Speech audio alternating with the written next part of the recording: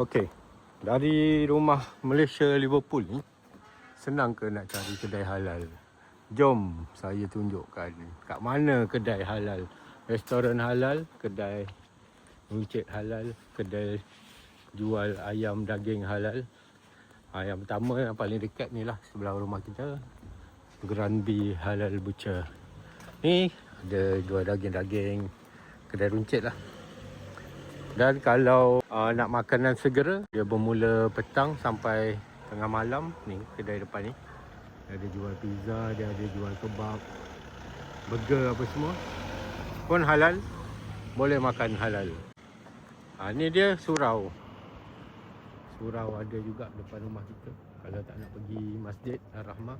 So terus saja lalu jalan ni. Kalau nak jalan kaki, jom saya tunjuk cara berjalan kaki ke kawasan halal terbesar di Liverpool.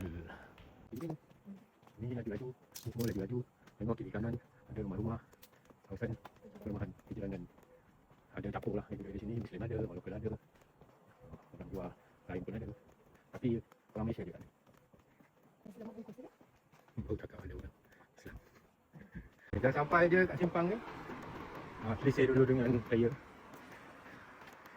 Lepas tu belok kiri.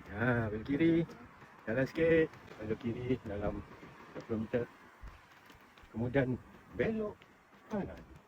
Belok kanan walaupun dia ada tanda jalan mati, tapi boleh jalan. Kalau bawa kereta tak boleh lalu sini lah. Ini untuk orang yang nak berjalan kaki. Lalu sini.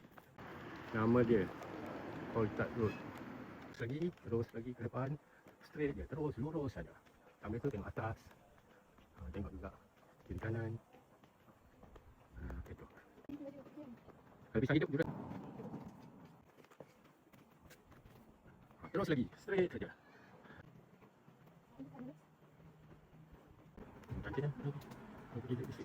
Kita dah sampai dah kat jalan besar ni, Lodge Lane. Ini kalau nak beli kelengkapan masak lah, sayur-sayur, daging halal, ayam halal apa semua, beras, minyak semua ada kat sini. Manchester Superstore. Dan jalan ni lah, sepanjang jalan ni ada macam-macam kedai makan dan restoran. Semuanya boleh kata 98% halal. Pergilah makan, nak makan apa pun boleh. Ada nasi Arab, ada kebab, ada biryani, nasi kabu, nasi lemak tak ada, nasi dagang pun tak ada. Makanan ni diorang lah, kerana orang Malaysia belum ada lagi orang Malaysia yang nak buka restoran di area sini. Okey, dekat saja, tak sampai 10 minit berjalan kaki. Mudah kalau tinggal di rumah komuniti Malaysia Liverpool.